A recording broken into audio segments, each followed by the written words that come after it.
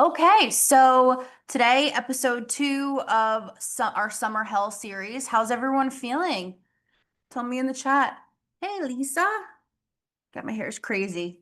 I've had it up all day running around and I'm like not used to I've had my hair so short for so long that I'm like not used to it. Plus, do we see how curly and thick it's gotten?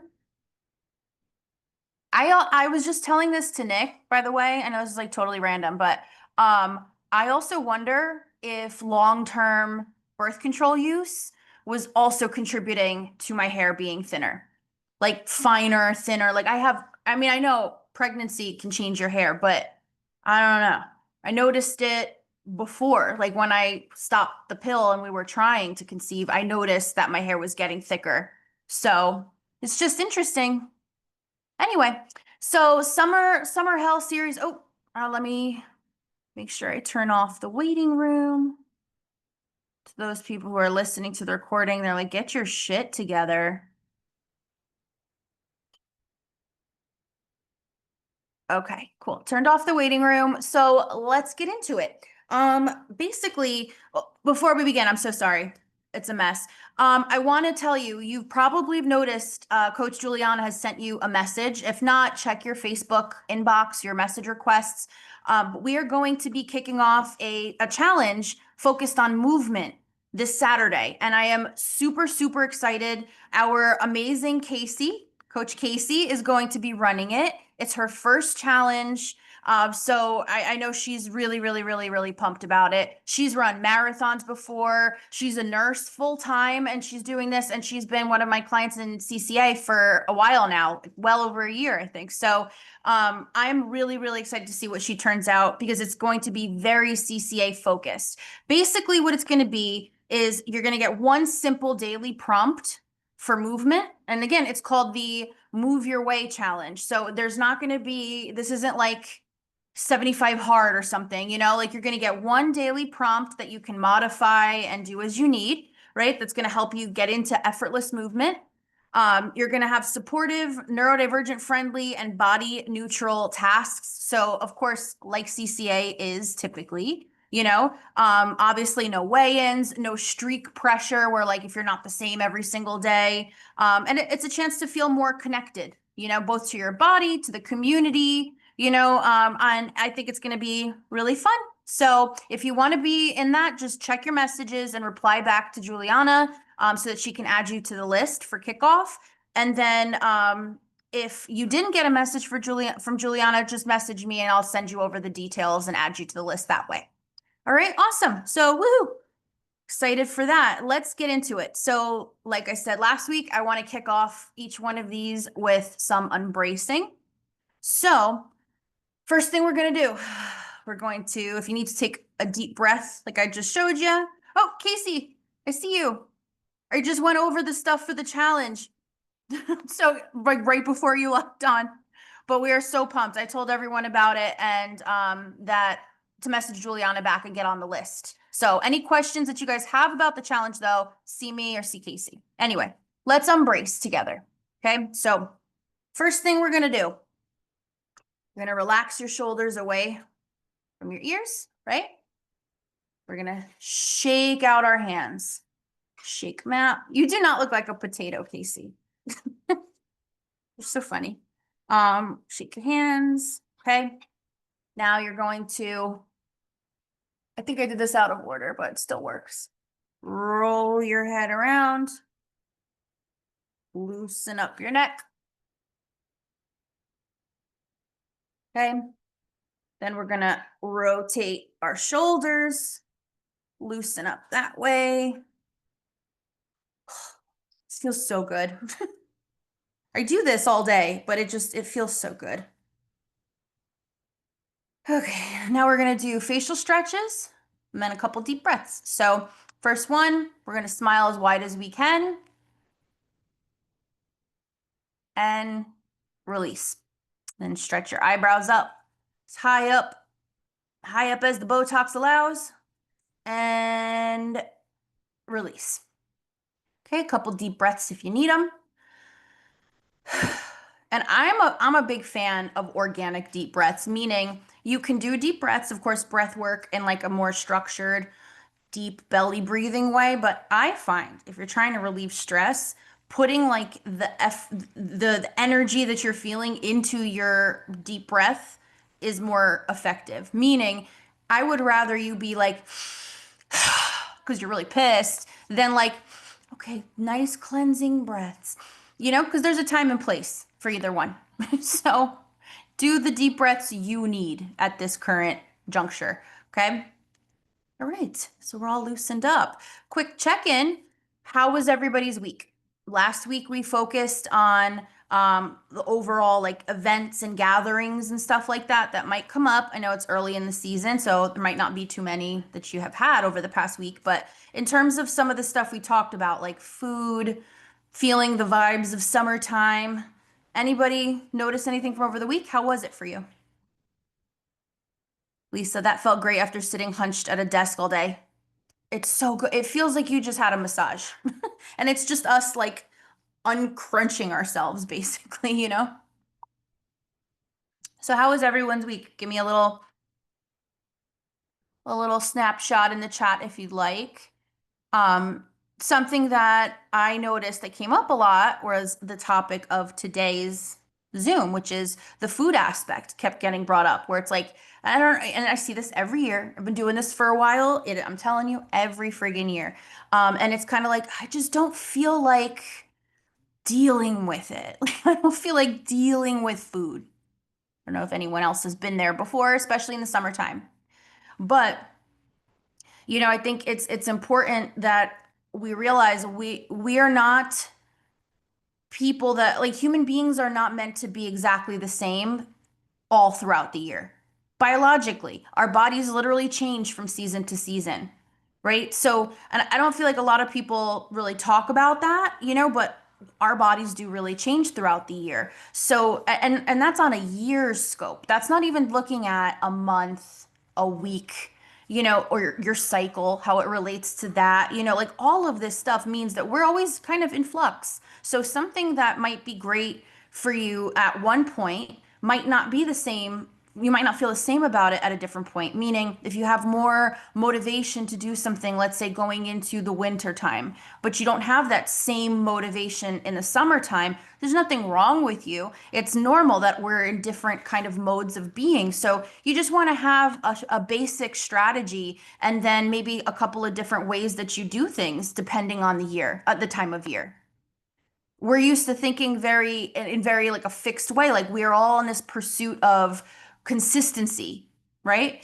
But consistency, I think for a lot of us, we want the relief of sameness all the time. I don't know if anyone relates to that phrase, the relief of sameness, right? And if you've ever been in a position to be like, well, I love sameness, but I also don't do well with sameness all the time. I wish I did.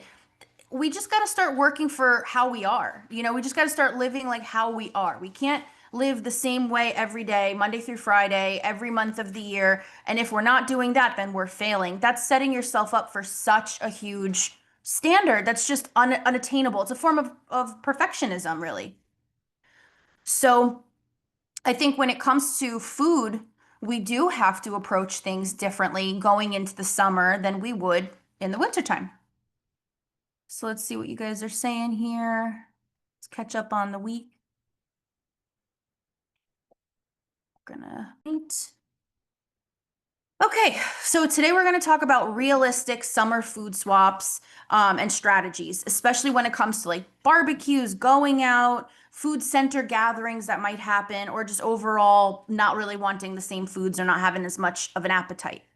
And this is especially important for us because whereas I was saying we're not consistent, no humans are consistent, right? It is important though, like what is it, an oxymoron really is like, or paradox. The paradox is that our thyroids, our hormones, our bodies, our endocrine system, they need consistency.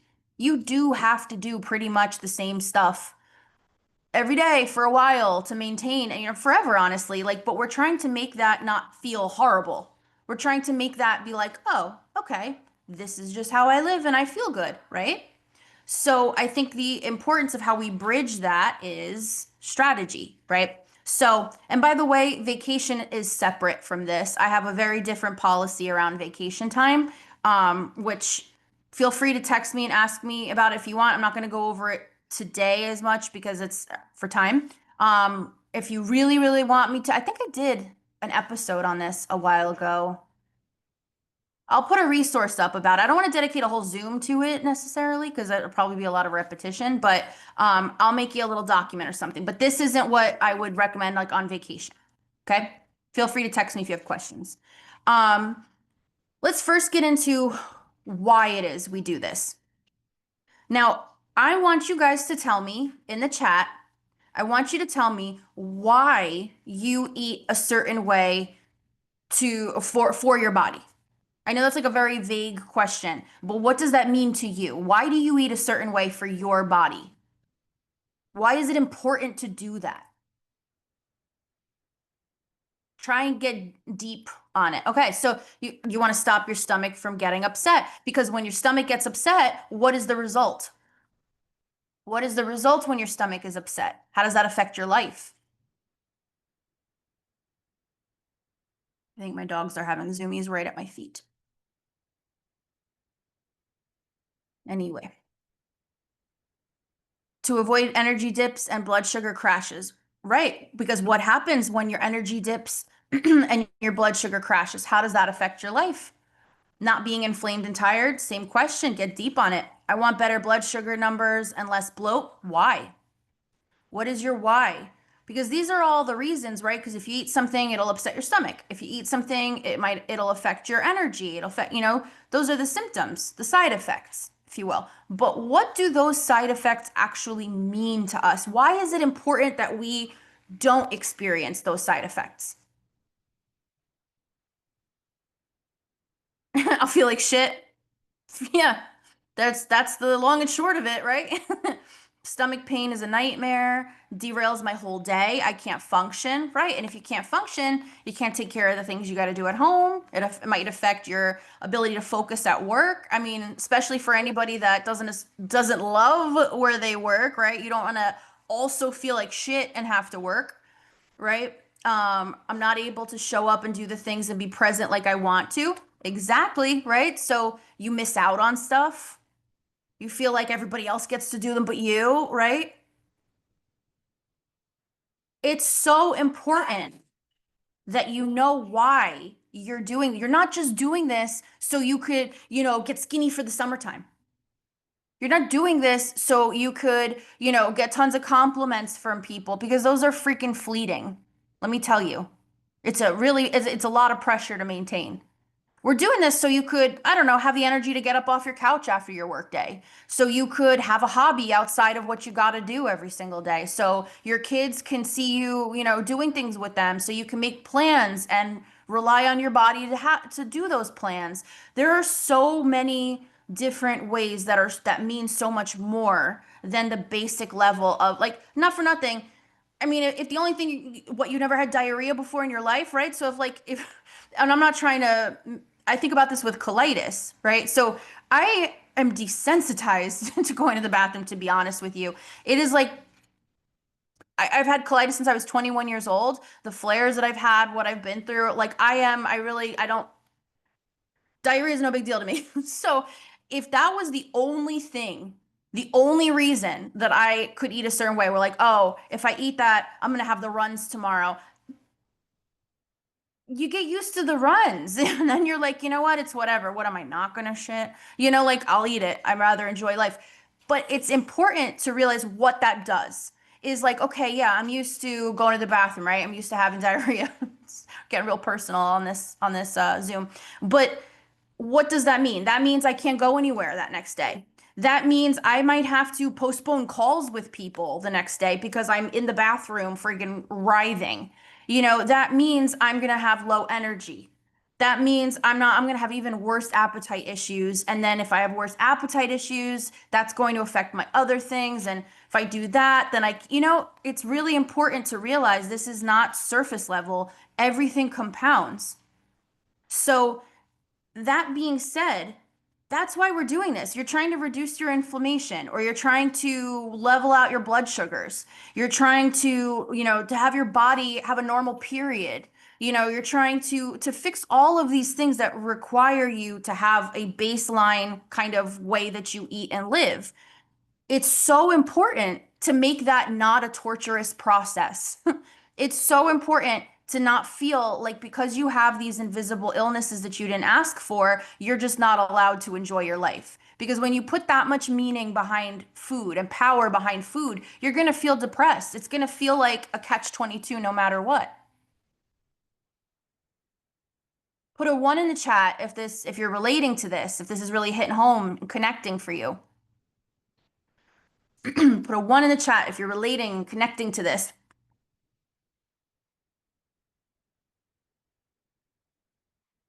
We've been reading magazines, lose 10 pounds by the summer, our whole freaking lives, people. Like we gotta, you gotta get deeper than just the surface level here with this stuff. Otherwise, it's going to feel like you're just not allowed to enjoy food and other people are. It's more than that. And not for nothing, it also makes you really look at the food and go, is this even all that good? And before you rush to be like, yes, it is, really like I did a Mind Your Bite video. I've done like three Mind Your Bite videos. Check them out on the page. But I really get into like actually stop and think about it. If you remove restriction, and you're allowed to eat whatever you want. You just need to understand there's ramifications, right? There's consequences to that. So you pick accordingly. If you have that mentality of I'm allowed to eat whatever the hell I want. I don't have to like savor the flavor right now. If you really eat something that isn't hormone friendly and focus on the taste, the mouth feel, the experience of it, are you enjoying it really? I would bet to say some of the things that we're like so sad that we can't have aren't even all that friggin' good. It's just been built up as this taboo food that everybody seems to enjoy that you don't get to have. It's a very like what's the word I'm looking like cerebral kind of thing. It's not actually about the food a lot of times. It's more so about not wanting to feel limited. So how do we fix that? How do you make sure that you're not, eating things that are upsetting you frequently? I'm treading lightly because I don't want to, I actually hate talking about this stuff because I don't want it to come across different than I mean it. But how do we bridge that gap between not eating the things that screw us over and not feeling limited? We find good friggin' swaps. We find things that actually taste good. We're not tricking ourselves into thinking they taste good. They just friggin' taste good and happen to be hormone friendly. We find ways to implement that, whether you're doing takeout, you're on a boardwalk, you're, going to a friend's house, whatever the case may be. If you feel prepared and you have foods that like you're genuinely like, oh my God, I get to eat this and it doesn't affect my blood sugars. I get to eat this and it doesn't make me have these symptoms that I freaking hate and want to get rid of. And I still get to eat this. That's amazing. It's not just like, oh, let me just have my version. Because who wants to live like that? If that's the energy you have about the food that you're eating, like, womp, like that sounds sad. So I hope my voice holds out for the rest of this. Okay. So, yeah, swaps are not meant to be punishment. So, making some ideas for swaps.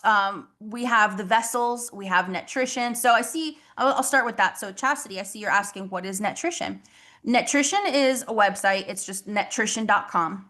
I have loved them for a decade at least. At least. Just I started shopping there way even before I was coaching. Like that was my personal website that I loved and ordered stuff from. So they have anything you could imagine, like in dietary versions. So if you need gluten-free, if you need low carb, you need, zero sugar or whatever, they have so many different options. They have things that are ready-made, like you just buy them as is, like buns and pasta and like candy and packaged cakes and stuff like that. Or they have a lot of like ingredients and mixes and things like that. The thing that I love about nutrition is that a lot of times not always, but a lot of times you can find single items on there. Like, you know when you see something you want to order and you have to buy a whole friggin' case at once and it's like 20 to $40 and you don't even know if you like it? I hate that. I actually first started ordering from Nutrition because it was the only website that was selling a single version, like a single packaged, I think it was a smart cake. It was like one cake that I could buy for like $3 or something versus the whole case. And I was like, okay, fair enough. So I bought a few different ones and I tried them and I loved it. It was sent to me, I think I got it in like a day or two. I was amazed at how fast it arrived. Packaged really well and a lot less expensive than I found even on Amazon sometimes. So, I also really like that the reviews on there, a lot of the people who are ordering on there are people who have dietary restrictions of some kind or allergies. So they are going to let you know if something tastes like shit, especially if they had to pay more for it, they're going to tell you. Or if something's like amazing, they're going to tell you. So I really like going on there, just like figuring out new products and stuff. I actually call it window shopping. Um, I'll go on nutrition. I'll look around at stuff. I'll type random things that are not hormone friendly, like Oreos or hot dog buns or whatever. And then I'll look at the reviews. And if it seems something like interesting, I'll put it in my cart or my wish list for later. And I have found some of the most awesome products that way. Disclaimer, like with everything though, I have also been fooled and bought things that are disgusting. So, unfortunately, when you're dealing with kind of these foods, they have come so far where there's so many really good options, but every now and again you find a stinker that's like, I paid more for this, you know? It will happen. It happens to the best of us, even me to this day. So let me know. There's a thread on the Facebook page for like nutrition favorites if you search nutrition on the CCA page. But I also have a document I can send you that's like my nutrition favorites. Um, just message me. So that's a big one. Trying not to like completely lose my voice, guys. So nutrition, scour that. I have a code. It's Mish10, MICH 10. Chat. I don't care if you use it or not, if I'm being completely honest. I've been recommending this website for a decade now, and Nick was like, I swear to God, if you don't get a code. So I will forget to give it out all the time. It's like it's 10% off, so discount, yay. But I just truly love the website. That's my motivation, not for the 10% commission on the $3 smart cake. So enjoy shopping. Let me know if you have any questions. So that's the first thing is nutrition. Second thing is vessels. I have a couple of Zoom lessons on the page and in my Spotify playlist talking about vessels and swapping. I'm pretty sure, didn't I do that for, my brain is like mush, but I think I did that for Kitchen Confidence recently too. Um, so vessels, swapping out your vessels can be something fun. Today I did a reel on Instagram where I did like one of my friends is in Italy. I didn't post it. I didn't post it yet, so I'll post it tomorrow. But one of my friends is in Italy and she posted this my favorite sandwich ever, which is mortadella, so good. Pistachio pesto and mozzarella. So, and it has those, it's so freaking good. But of course, I'm not going to eat the Italian bread. That's going to drive my blood sugars nuts. So I use the mozzarella as the bread, so to speak. So I made my own little like pistachio pesto very easily. I put that on the cheese. I put my mortadella slices on there. So good. I'm like gonna drool. And then I put a piece of basil on there. I put some balsamic, made like a little finger sandwich. So delicious. But basically, I'm swapping out the bread as the vessel. I can have a bunch of those. Like, it wasn't like a big thing. I don't know if you've seen those viral videos using the mozzarella as the bread, and it's like a huge ass chunk. That texture gives me the ick. So I made them, they're like little finger sandwiches, but What's to say I can't make a bunch of those, and enjoy? I don't want to eat like a warm up in the microwave kind of meal. So I have my own little finger sandwiches, right? Or maybe for a vessel change, people love the idea of like pickle subs. If you can find a big enough pickle to core out and use as the bread for your sandwich, please tell me where you find it. Because I keep finding these like, this could be a metaphor, these unimpressive pickles, like just who the hell's gonna make a sandwich on these? But you could use a bell pepper and stuff it with something, to get that kind of refreshing crunch, especially in the summer. You can swap out, I'm trying to think of different ones. What I have? I have it written. I don't know why I'm guessing. You can cut up different like cucumber rounds for dips, different vegetables. Again, remember the kitchen confidence video. Don't put some chunky ass thing out on a plate and be like, oh, like a whole ass stalk of celery, like you're gonna enjoy that. Maybe cut some like thinner cucumber slices, some, cauliflower florets and stuff for dips and such. Um, for pasta salad, I think I talked about this on the last Zoom. You can do, I have a really good like radish pasta salad, or radish potato salad.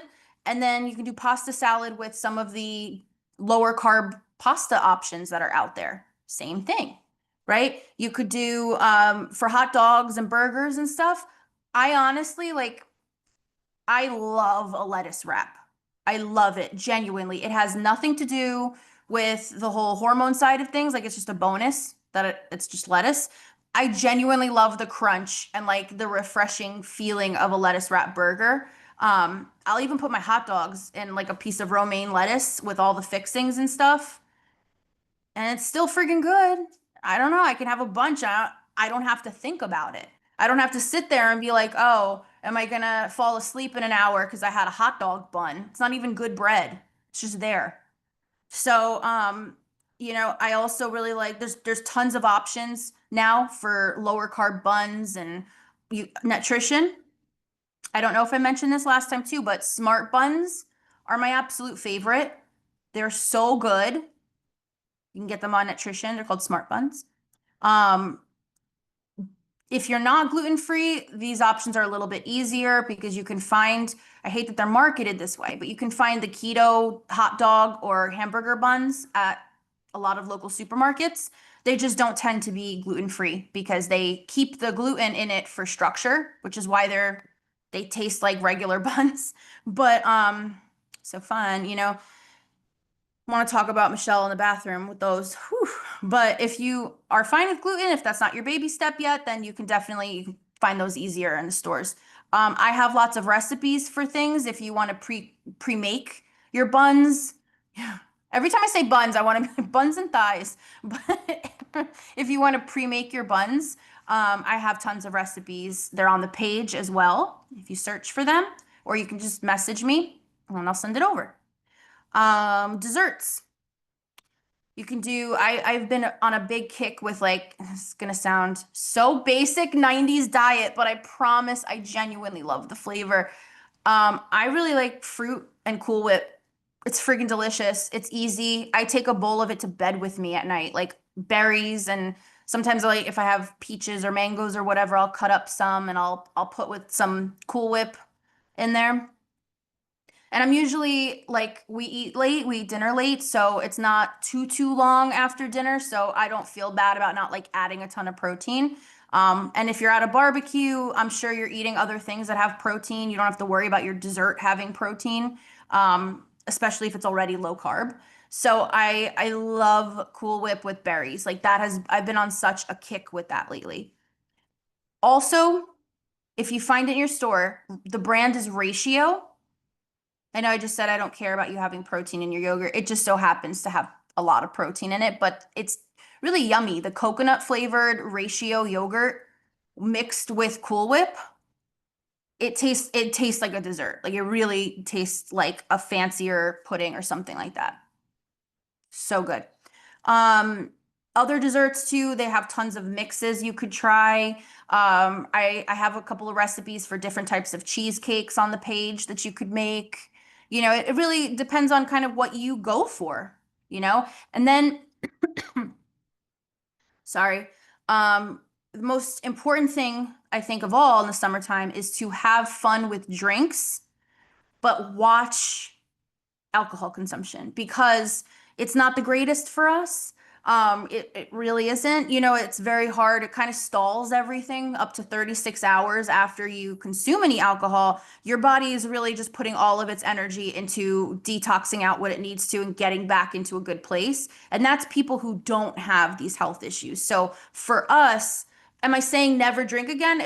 If that's not your journey, like that's totally fine. You don't have to like leave this Zoom and be like, I'm dry forever now. So, you know, like you could just watch out, you know? Um, also, oh my God, Katie, me neither. I can't tolerate alcohol in my 30s. Let me tell you, I used to polish off wine like no one's business back in the day and pop up and go to work. I was a zombie, but I'd pop up and go to work. And now I have more than 2 glasses of wine. Forget it. I'm done for the weekend. Like I'll see you next week. It's just, you know, unfortunate in some ways. But that being said, I really, really like mocktails. I really like figuring out fun drinks. I don't even call them mocktails because I feel like that's, for me, that's like a little cheesy. You know, it's just a drink. It's just a drink. So I like to have all different kinds of fun drinks in the summertime. For those of you watching or listening who have pots, it's important that you watch your sodium. Make sure, you know, add a little bit of salt to what you're drinking, especially in the summertime. So you can do that with lots of fun drinks, and it doesn't have to be alcoholic, you know. And what do you need it to be an alcoholic drink to put a little friggin' paper umbrella in it and some fruit and enjoy it in a fun glass? I look for any opportunity to have a fun glass with some fruit. So have fun with that. I have tons of options for this. Please pick my brain. This is my favorite stuff to discuss, okay? So, um, let's see what you guys are saying. Can I find something sugar-free that isn't made with stevia? Yes, yes, you totally can. There's all different types. And sometimes even things that have stevia in it, if you look on the label and they have a different sweetener further up on the list of ingredients and stevia is like down at the bottom, you won't even really taste it. It's just probably added as an extra little boost of sweetness. Because technically stevia is sweeter than sugar. It just a lot of times has that aftertaste. So if the higher up it is in an ingredients list, the more of it there is in that product. So, but there are other things. There's allulose, um, erythritol. Some people don't like erythritol fully, but I feel it depends product to product. Watch out for maltitol unless you're constipated. If you're constipated, enjoy your maltitol. Um, those are usually the most common ones. And monk fruit. Monk fruit's pretty common too. Love Cool Whip, me too. Yeah. So I put up a post earlier on Facebook. I started the thread already, so I didn't forget. But it's a summer swaps request thread. I want you guys to think about it and comment on that thread if there is something that you tend to eat in the summertime that you really do like.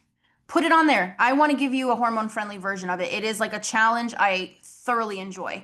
That is why I went to culinary school, is to learn how to make dietary pastries and stuff like that. So right up my alley. It's just kind of a lot to go through all my texts all the time with this. So from the Zoom, hearing this, if you're like, I want a replacement for, I don't know, what the hell? Brownies. I was talking to someone about brownies yesterday, but I want a replacement for brownies. I want a replacement for, I don't know, what the hell do people eat in the summer that I didn't cover already? Something, you know, go put it on that list and I will help you find a version. Okay. Um, how about when you don't want to eat? Because that's a big part of the summer too. I struggle with that a lot, a lot, a lot. I tend to, especially in the summer, really only kind of get hungry once it's dark out. And the problem with that, because I'm usually kind of like that, it's worse in the summer because it doesn't get dark till what, like 9, you know? So for me, I really lose track of time and I get a lot thirstier in the summertime, but not necessarily hungry. I don't know if anyone can relate to that. Just kidding. I do know. I talk to all of you. But I think the thing around that is to figure out what textures you enjoy. It's different for everyone. Finding your summer safe foods is really important. So things like for me, tomatoes. I can eat a tomato and it will like it's no problem. It'll get me actually hungrier for more things. Um, hold on. Oh my God, it's gazpacho season, which is, for those of you who don't know, it's like cold tomato soup. So good. It's all about strategizing around it. Is it the act of cooking that you hate in the summer? Is it the act of eating a hot food in the summer that you don't like? Is it everything about eating in the summer that you don't like? It's really important to figure out what trips you up. Where's the bottleneck? And then, like we do, baby step around it, right? So let's say it's the act of cooking something that you especially don't want to do in the summertime. What kind of cold things can you make instead? Lots of like salads. I'm trying to think of other things like you could do grilled meats if you have access to a grill. You could cook it outside. You don't have to cook it inside your house. Get your house all hot and smelling like cooked food, right? You could do what do I have written here? Hemp heart tabbouleh. I wrote that in big bold because I want to talk to you about it. Yeah, you could find foods that give you more bang for your buck, like hemp hearts are great for you. They have tons of protein. They have really good omegas in them. They're just like a powerhouse, right? And they have the texture of kind of like if you've ever had tabbouleh salad, the bulgur wheat in there, it has very similar texture. And it's very low carb. So if you make a big batch, and it's got tons of fiber too. So if you make a big batch of that and leave it in your fridge, or like a dense bean salad or something like that, and you pull from that and just eat it with a little something else, you don't necessarily need to eat as much in the summertime as you do in the winter either. So having things that go along with like what temperature am I in the mood to eat? What taste? I tend to like stuff that's more like briny, salty in the summer. Like I was saying, pots, but figure out for you, what are your summer safe foods?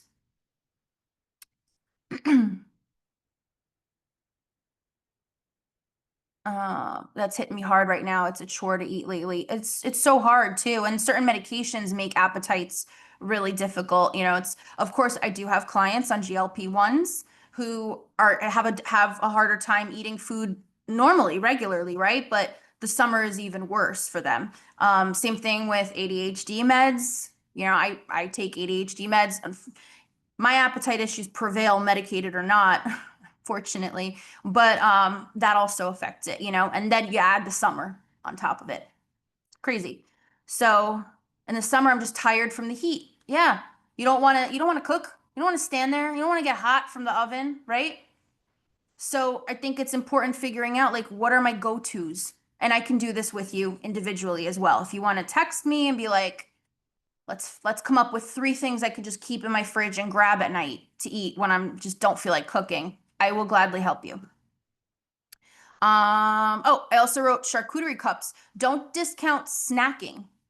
I know with the goal is we're all told you should like meals, you should like meals. That's like that's a man-made construct. If you think about it biologically, we just need X amount of nutrients, we need protein, we need fat, we need a little bit of carb. Like we just have our food needs, but there's no one to say that you have to eat a meal. Like when we were living out, in the wilderness, finding our animals and like, foraging in the forest, were we like, oh, I can't eat the elk until I find enough friggin' arugula for my salad? Like no, it was just you eat as you go. So if you tend to shift into more of like a snack mentality in the summer, that's fine. However, it covers your bases and gets you eating is fine. So like a little charcuterie cup, you can pre-make them, grab them out of the fridge, put some different olives, nuts, berries, cheese, and have a little bundle ready to go. And why doesn't that count? Of course it does. So I want you guys to tell me in the chat, what was your biggest takeaway today? You might have not heard anything all that groundbreaking. My goal was to validate some of the feelings you might be having going into this season. start inspiring a little bit and prompt you guys to reach out because it's going to be different for each of you, right? And I am here and happy to help you come up with that ideal menu for the summer. But tell me in the chat, what stood out to you? What are you connecting with? You know me, I'm a feedback queen, so stop the recording.